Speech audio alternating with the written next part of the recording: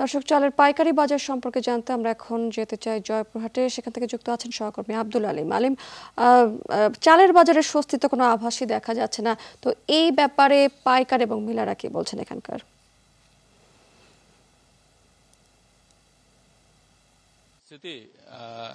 পাইকার এবং ব্যবসায়ীরা যেটা বলছেন, বিশেষ করে মিলাররা যেটা বলছেন, যে তারা মূল যে কারণটাকে দায়ী করছেন চালের বাজারে অস্থিরতার জন্য, সেটি হচ্ছে যে ধানের সংকট এবং দাম বেশি। তারা বলছেন যে এখন যে পরিমাণে ধান দরকার, ধানের চাহিদা, মিলগুলো সেই পরিমাণে ধান পাচ্ছে না, সেই সাথে দাম অনেকটা বেশি এবং ধানের দামের সাথে কিন্তু চালের বাজারে তেমনটা মিল নেই। তারা বলছেন যে দামে তারা ধান কিনছে সেই দামে চাল কিন্তু তারা বিক্রি করতে পারছেন না। সেই কারণে তারা কিছুটা শঙ্কিত ধান কেনার ক্ষেত্রে এবং বাজারে ধানের সরবরাহটা অনেকটা কম। তারা বলছেন যে আসলে মৌসুমের শেষ দিকে কিন্তু ধানের কিছুটা সংকট দেখা দেয়।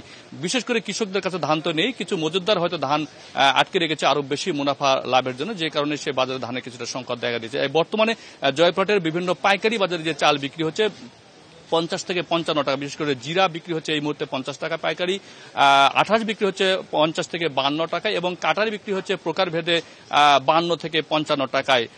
ব্যবসায়ীরা বলছেন যে গত সপ্তাহের চেয়ে এই সপ্তাহে আরো 1 থেকে 2 টাকা বেড়েছে। যদি ধানের সংকট না কেটে যায় তাহলে হয়তো আরো 2-1 টাকা বাড়তে পারে, এরকম আশঙ্কা এবং আভাস পাওয়া যাচ্ছে।